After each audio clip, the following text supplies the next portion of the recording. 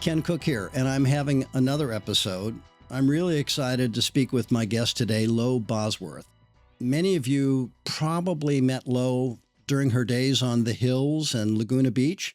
She's also an author, influencer, and founder and CEO of Love Wellness. Full disclosure, Love Wellness products mostly fall outside of our wheelhouse. None have gone through the EWG verified process. That's not a knock on them. As you may remember from past episodes, our verified partners have found the verified process as being long, difficult, exacting, and a huge pain in the ass. That's their view. But what I find really interesting is the road Lo took to launching Love Wellness in 2016. She was inspired by her own experience with chronic conditions like chronic fatigue, vitamin deficiencies, and endometriosis. Like so many, especially so many women, she had to be very proactive and persistent in order to get a diagnosis and to find total body care to support her on her wellness journey. Lo has been outspoken about her diagnosis, which is often stigmatized, even though endometriosis affects roughly 10% of reproductive age women and girls globally. Let me say that again. Endometriosis affects an estimated 10% of reproductive age women and girls globally. I have many friends who have experienced it. It's a chronic disease associated with severe life-impacting pain and can cause infertility. Now, going by the numbers, both EWG and this podcast have an audience that is mostly assigned female at birth and mostly between the ages of 30 and 50. Some of our most listened to episodes have been about puberty, fertility, endocrine disrupting chemicals. And we hear from folks again and again that they first come to us, to EWG, when they or someone they love might be suffering from an illness, or they're trying to avoid health outcomes that they see in their older family members, or they want to do everything they can to protect their kids' developing bodies. So today, we're taking self-care. We're taking functional medicine, the need to self-advocate, the stigmas around female health issues, to spread the message that pelvic pain is not normal and not something that women just need to tolerate. So, Lo, it's such a pleasure to have you on the show. Thanks for joining me today, and congratulations on your recent marriage. Thank you. I'm so excited. Ken, I remember when I met you, you're such a firecracker. I was like, oh my gosh, he's putting me on the spot right away. And so I have to say, I've been a little bit nervous to come onto your show because I'm like, what questions is he going to ask me? Oh my gosh. But I think we'll be okay. It's nice to see you. Well, I think we're going to be great. And I think I'm going to learn a lot. And one reason I want to learn a lot is so that in the future, I can mansplain these things to some women, right? Because how exciting could that be?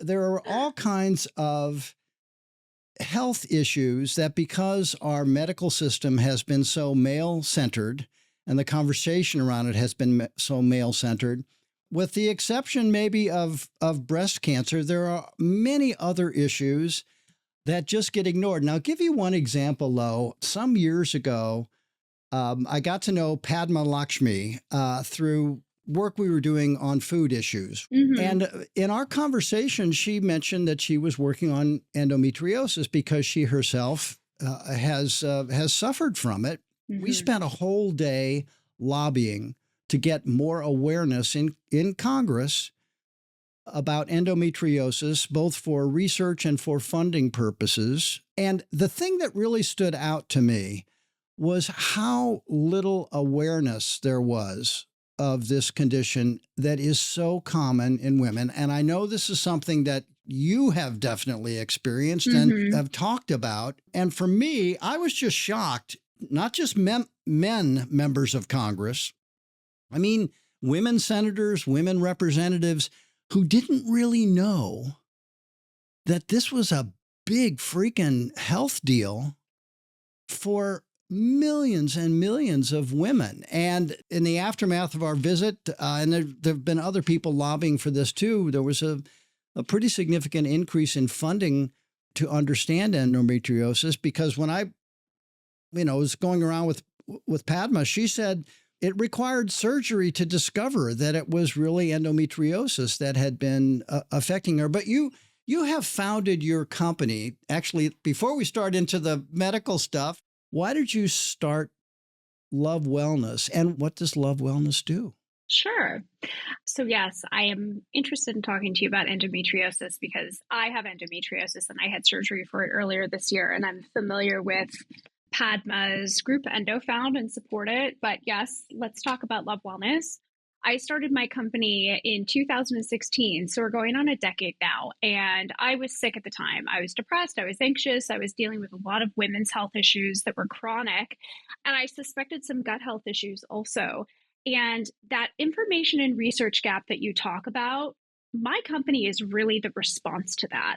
And so we are focused on supplements and women's personal care products that really support women through their journey into adulthood and beyond. And what I discovered through my own illness, which turned out to be vitamin deficiencies, which is like 10 years ago, nobody knew what I was talking about. Wow. Now, I think we have an understanding of like food quality in our country and how easy it is Yeah. to have a vitamin deficiency.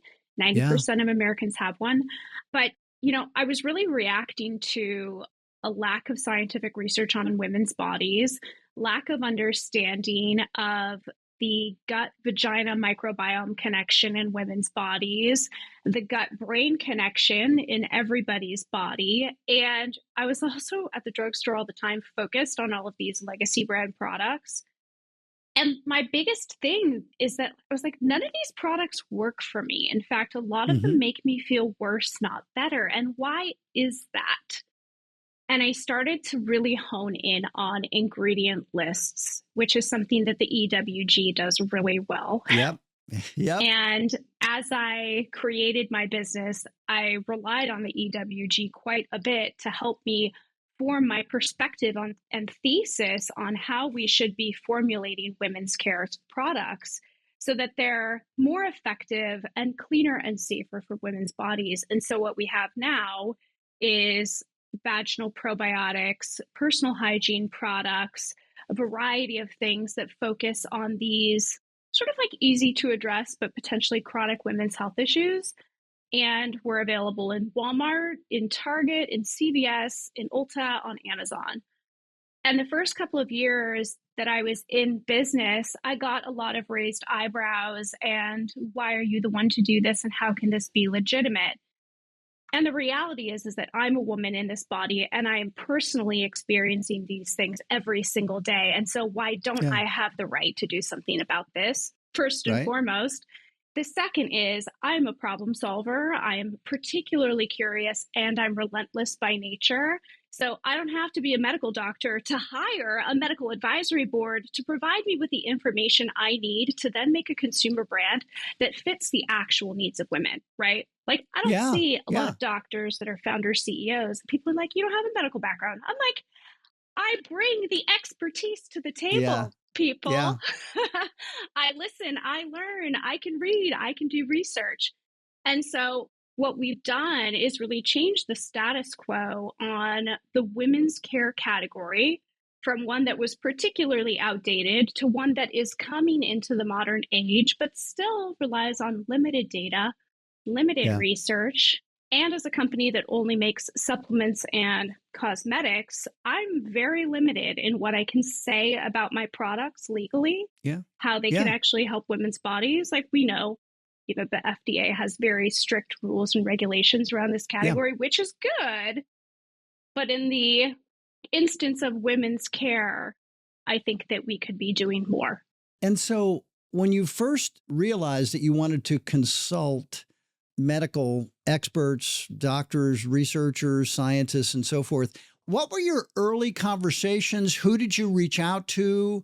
When people have an interest in learning, as you just described, and a capacity for it and a willingness to open doors that maybe someone who's a little more buttoned down wouldn't open. That's Mm-hmm. why I thought we had a great early conversation standing there at our pop-up, because you seem to have decided to crack that code. How did you do it? Yeah, what's interesting is that when I was, first starting my business, I started to do a lot of research and I was going to OBGYNs and I was getting what I felt were very cookie cutter answers and just here's the same prescription over and over again. Yeah. Yeah. And when I would bring up a part of the body or, something I had read about that was not connected specifically, to the focus of an OBGYN, often I was said, well, you should go see a gastroenterologist.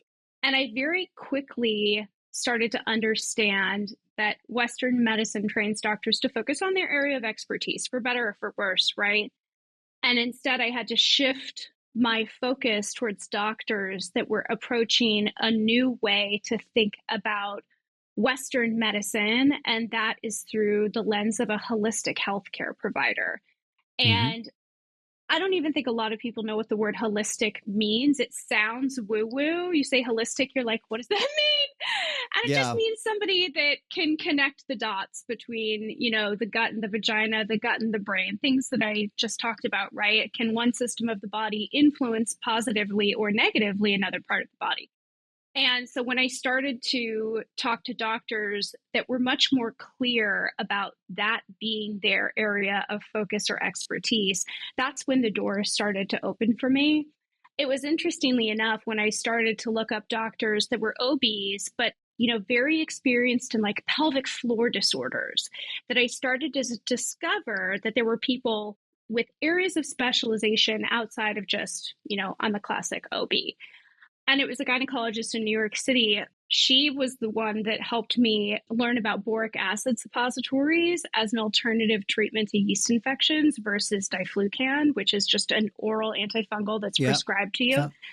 And she said, this was used for decades by women who needed to treat yeast infections. And like, why don't we try this for you? It's super old school, but like, let's do it.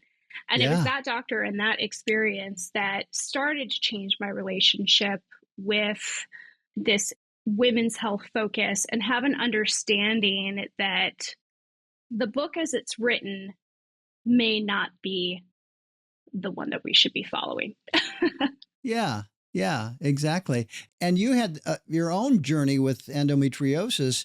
How did that unfold? It just drives me crazy that this is a condition that has been so ignored for so long and Mm-hmm. yet afflicts so many millions of women. It does, If yeah. I may ask, what was it like for you? How did you get diagnosed? It was tricky. Like Padma, it required surgery for a clear and real diagnosis. There Yep. is no good test that is Right. currently available that can diagnose endometriosis. Here's my story. My husband and I have been on a fertility journey for a while, and we were doing IVF last year. And when I was single before I met him, I had done a few rounds of egg freezing where you just harvest eggs Yep. and then you freeze them to turn Hmm. into embryos at a later date. And my AMH levels were low when I was 33. I didn't get very many eggs. And so early on, my doctor was kind of like, you're otherwise healthy. Like, why are you experiencing these low AMH and low egg retrieval levels? And as my husband and I got closer to considering having a baby, my fertility specialist, Dr. Shiva Talabian at CCRM, who is a fabulous doctor, by the way, world class, Yeah. said, you don't have a lot of embryos, you don't have a lot of eggs. So I need to check off every single box on my list before we even attempt an implantation with you. And that means a huge list of blood tests. And one of the things on her list also was a receptiva biopsy, which is a biopsy of the uterus that is so painful. Oh my gosh. But Oh they gosh. take a piece of your uterus, Yeah. and if it comes back and shows inflammatory cells in it, it is suggestive of endometriosis, but it's not a confirmation, right? So when I said there's no good test, there are Right. tests that can suggest, but there is no 100% you have endometriosis unless a surgeon literally opens you up and sees uterine tissue outside of the uterus. And we should say that's what endometriosis is. I was astonished at the many places it can grow. Yeah, so it's uterine tissue that grows outside of the uterus, and we're not even quite sure how that happens. It's Right. suggested that it gets in the blood and spreads almost like a cancer metastasizes to a certain degree, Yes. but we still Yep. don't know definitively Yep. because, again, we're not doing a lot of women's research. Yep. Dr. Talabian said the next step is surgery. And I was like, there's nothing in between. And I ended up having surgery again in New York City with Dr. Farnajat, who is a endometriosis expert, and had my abdominal pelvic surgery. And yes, I had endometriosis. You know, it was all over my pelvis, specifically kind of like in the back of my pelvis, like against my spine. And so he removed that tissue. He also removed a number of fibroids, and he removed my appendix, interestingly enough, Wow. because even your appendix can get inflamed Yeah. with endometriosis. But it's so interesting because when I go back and look at my health history, I have had a lot of symptoms of endometriosis, but no doctor put the puzzle together. So what were the symptoms? Because someone listening to this is going to, I hope, if they're having any of these symptoms, a light bulb's going to go off. So would you mind saying in your case what it was? So I've always had really chronic back pain. And what was confusing for me is I have a herniated disc in my lower spine from a car accident when I was a kid. So I just always assumed that it was this herniated disc. Yeah. However, I've been to the hospital for special surgery, and they're like, it's not bad enough to require surgery. We don't know why you're in so much pain. Post endometriosis surgery, my back stopped hurting immediately. In fact, when I was in recovery from surgery, I woke up and I thought to myself, still in my drug haze, my back doesn't hurt. Wow. Oh my gosh. Instantly after surgery, instantly. Oh my gosh. Painful periods, definitely part of the story in the year, but it was only in like the year and a half leading up to surgery. It was not, a decade plus your whole life of painful periods, which is atypical. I think I also had a lot of neurological symptoms of endometriosis. I think some of the depression and anxiety could be linked to the endometriosis. When you have a full body inflammatory disease, why wouldn't your brain be affected by that? Yeah.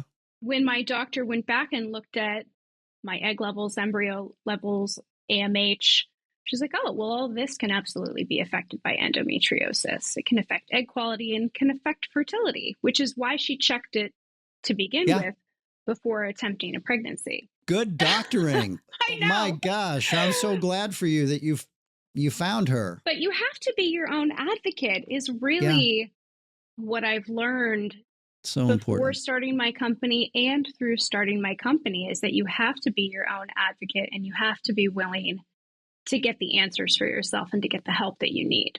Yeah, even with the best medical help, there's never a time where being your, most aggressive, effective advocate is not necessary. I mean, you have to do that. Yeah, absolutely. To kind of go back to the doctoring of it all, and something that I've learned through my experience running my company is this focus on research that is valid and observational and anecdotal information that is quote unquote invalid. And I think that you're going to find a lot of doctors that are either on one side of the fence or the other, right? You're going to find a doctor that says, I will only use validated clinical data, right? Yeah. If it has not been proven in a clinical study, double-blind placebo, it is irrelevant in my practice. I will not listen to it, et cetera, et cetera. And look, I know that this opens up the door for a lot of woo-woo stuff to come into play. No question. But I think that when it comes to women's health specifically, there has been such a lack of research and funding that we do have to consider some of these new treatments and therapies as potentially beneficial. And I'll give you an example.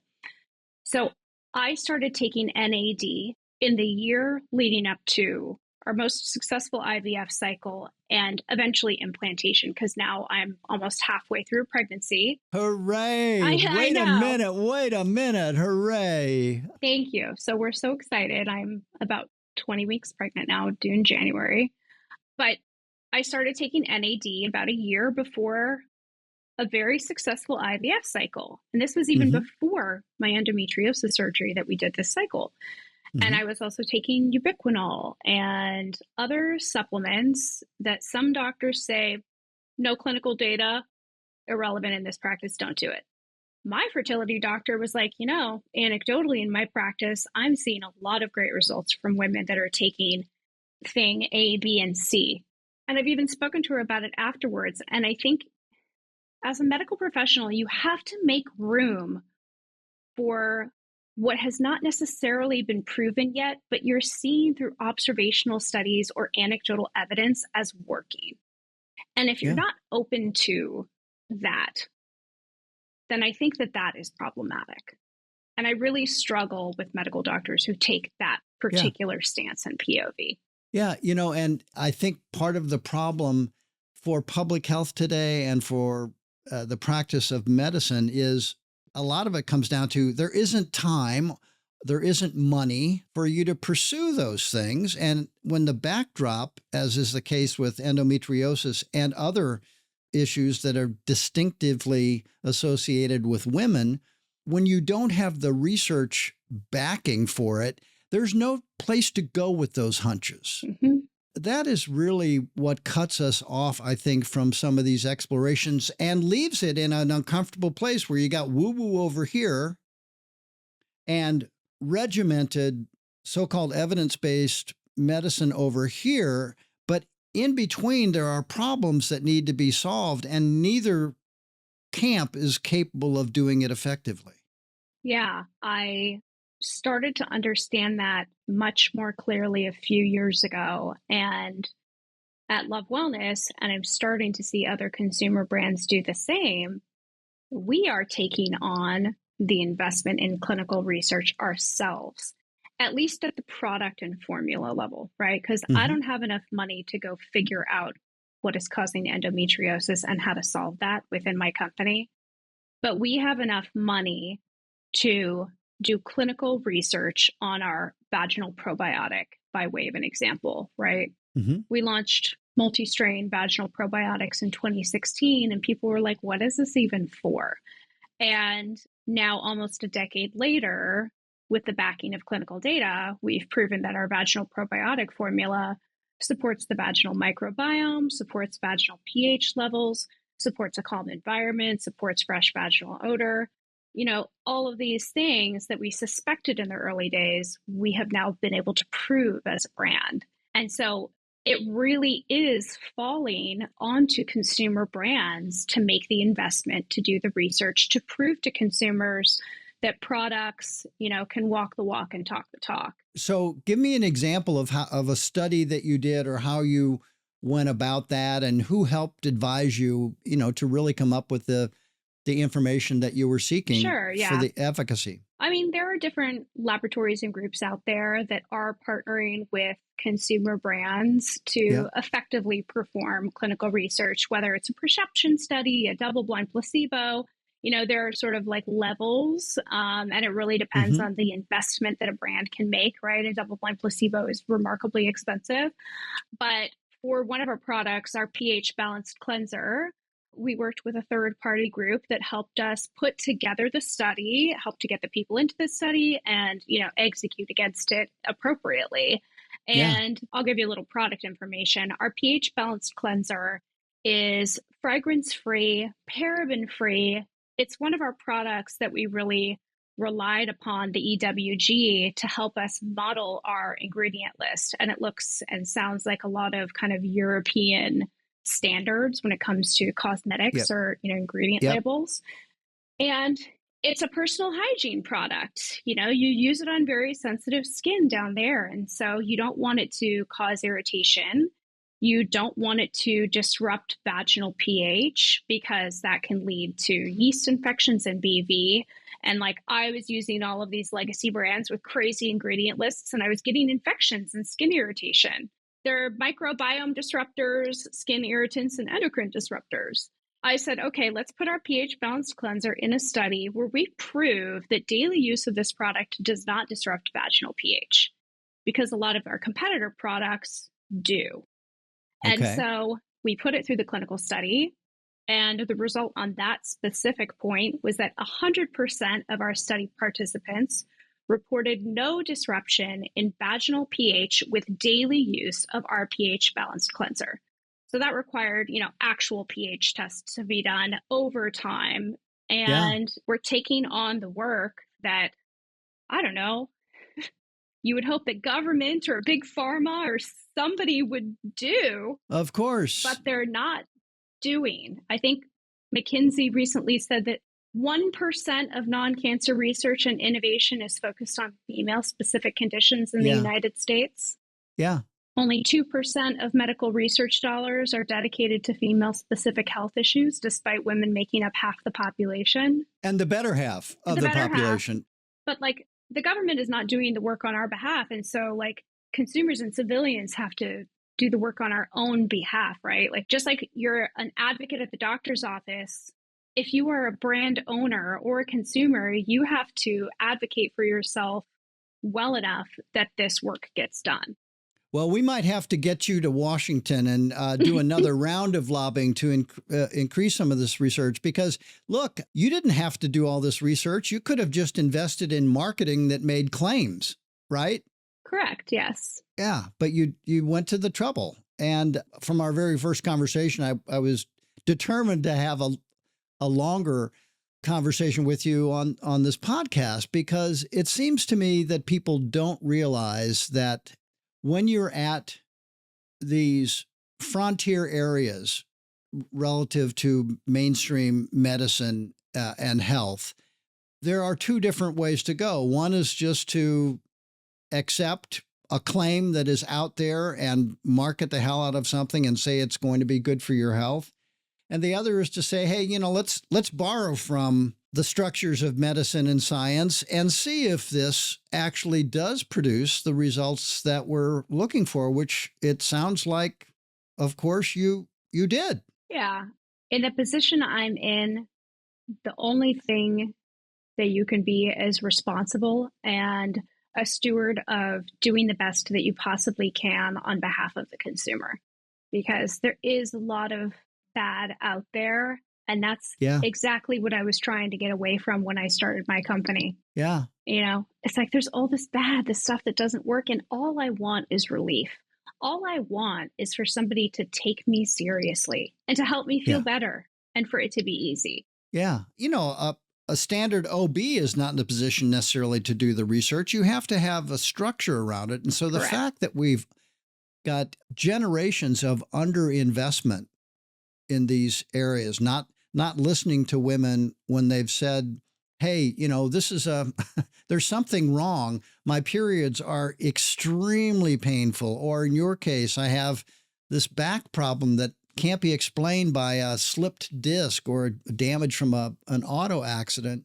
It really does feel like if you don't fit into the standard of medicine to look at certain symptoms and associate those with certain causes, if that's not solving your problem, then doctors oftentimes just say, well, I can't help you, or try, go to a psychologist, right? Mm-hmm. Yeah, absolutely. I mean, I think it's tough to be in a situation where you put so much faith and reliance into the medical community and hope for good results, right? And it's not until you're dealing with a chronic illness or a chronic issue that you start to see the cracks in the system and really where the areas of opportunity are, which is something that has really been a guiding light for me as I have navigated the process of building my company. And I kind of mentioned this earlier on when we were chatting, but let's talk about probiotics as an example, because I think that there can be so much benefit from taking probiotics for specific need states. But a probiotic is considered a supplement by the Food and Drug Administration. Yep. And by law, a supplement can make a structure function claim. It cannot make a health improvement claim. Right. a disease or infection claim. But we know definitively now that probiotics are improving different microbiomes throughout the body. And we know definitively now that the vaginal microbiome and the gut microbiome are connected. And by improving the gut microbiome, the vaginal microbiome's health gets improved. And when your vaginal microbiome is in a constant healthy state, you are less susceptible to infection. You're less susceptible to infertility. You're less susceptible to a whole list of women's health issues that could be addressed earlier on, like with a simple supplement. But because I cannot communicate to you legally Right. that a Right. vaginal probiotic can help prevent chronic yeast infections or can help prevent chronic BV, how am I supposed to really move the needle, right, Yeah. in this country when it comes to women's Yeah. health? When there are these preventative therapies that are out there, but like I cannot legally tell you what they can really Yeah. do. So, are you finding like-minded people who are running companies offering products within the restrictions the FDA requires about health claims, but companies along the lines of your company coming together and trying to advocate for a breakthrough on how to deal with this policy structure, this regulatory structure, and maybe get some work done? No, but that's a really good idea and maybe something that I should take away from this podcast and talk to you about further on, because Yeah, I think that, I'd be all about it. so much of what is written as law is like so outdated and does not Yeah. work for the time that we live in now. You know what I mean? So that's something that you could definitely consider. I also think it's hard to call up your competitors and be like, hey, want to chat? Well, that's it. But, I agree. But then I've noticed within that companies that participate in the EWG verified program, some are very small, like, kind of almost make it in their kitchen small, and some are big. They do talk to one another. They're glad to be pushing for cleaner formulations, safer ingredients, healthier products. Yeah. Now, I don't think it's an accident that a lot of those companies are founded and run by women. I'm just saying, I don't think it's a coincidence. Well, we have to solve our own problems, right? Nobody else is going to do it for us. Exactly right. It's as it turns out. And, maybe this is something we can take away from this podcast and think about working on, because it seems to me a group of entrepreneurs coming to Washington and making the case that, hey, we need to solve this regulatory issue. And probably the way to solve it is to develop clinical trials, clinical methodologies to actually develop the evidence. And I have to say, part of the problem is the origination of regulations around supplements, where the supplement industry did not want certain things required of them.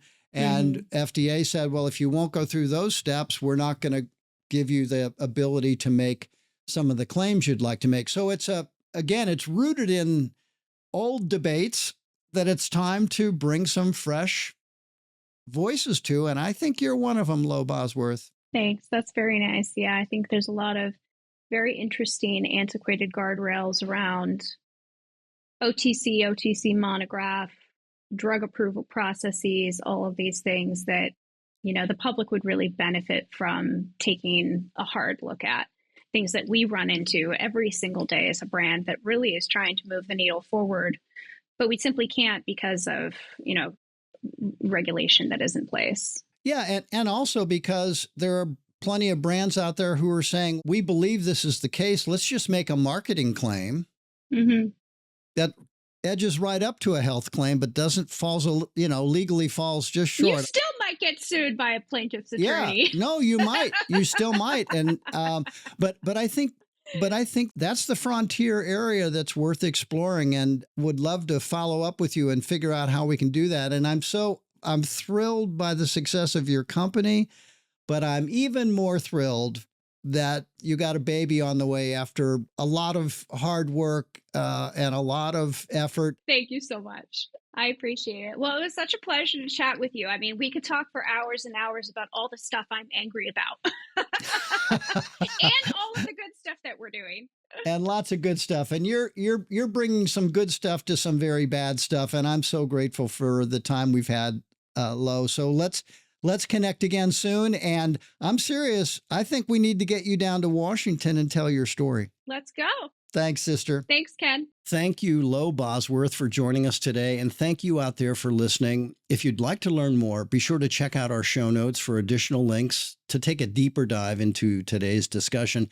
Make sure to follow our show on Instagram at Ken Cook's Podcast. And if you're interested in learning more about EWG, head on over to ewg.org or check out the EWG Instagram account at Environmental Working Group.